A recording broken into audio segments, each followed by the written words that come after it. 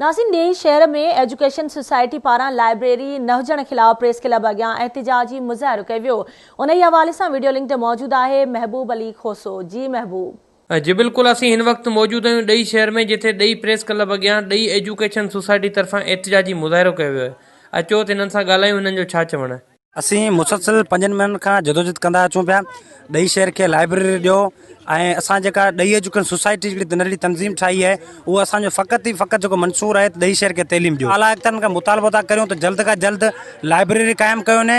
असांजा ॿार जेके JST PST तयारी करण जे लाइ वॾा मुश्किलात जा हिते गुज़ारनि था, उनजे लाइ अगरि जे लाइब्रेरी हूंदी, लाइब्रेरी हॉल हूंदो, असांजा नौजवान उते तयारी करे सघनि था। उते जा नौजवान असांजा इंजीनियर, डॉक्टर ऐं वॾा वॾा प्रोफेसर थी सघनि था। असां तंज़ीम भी इन जे लाइ ठाही हुई त असां तइलीमी हवाले सां सुठी नौजवाननि खे गाइड करे सघूं।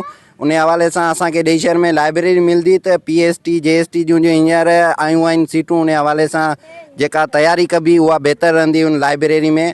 असां सेहत गनी मिनिस्टर एजुकेशन जो आहे, उनखे अपील था कयूं त महिरबानी करे असांखे ॾई शहर में लाइब्रेरी ॾिनी वञे। लाइब्रेरी जे लाइ एहतिजाज कयूं पिया त जीअं असांखे लाइब्रेरी ॾिनी वञे, ऐं असां जी जेको 5-6 महीननि खां इहे लाइब्रेरी जे लाइ एहतिजाज कयूं पिया, पर को बि ॿुधण वारो न आहे। मिनिस्टर साहब जेको सैयद गनी साहब खे असां रिक्वेस्ट था कयूं त बराए महिरबानी असांखे ॾई शहर में लाइब्रेरी ॾिनी वञे, त जीअं असांजे जेको नओं नसल अचे ऐं उहो बि जेको उन मां कुझु हासिलु करे सघे। ऐं घणे जेके आहिनि अॼुकल्ह जो अचनि थियूं तयारी जे लाइ PST जी GST जी तयारी पई हले, त उनमें बि असां सही तयारी नथा करे सघूं। एजुकेशनल सोसाइटी उन खां असां मुसलसल स्ट्रगल कयूं पिया ऐं जेके नंढा नंढा प्रोग्राम बि असां कयूं पिया।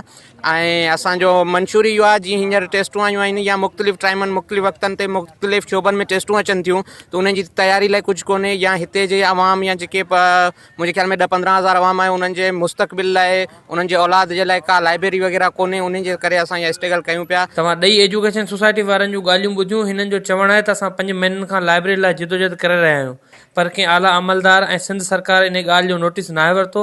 असीं वस वारनि खे अपील करियूं था त असांखे ॾई शहर लाइ लाइब्रेरी ॾिनी वञे, जीअं त असांजे तइलीम याफ़्ता ॿारनि थोरे तइलीम सां लाॻापियल नंढा वॾा इन मां फ़ाइदो हासिलु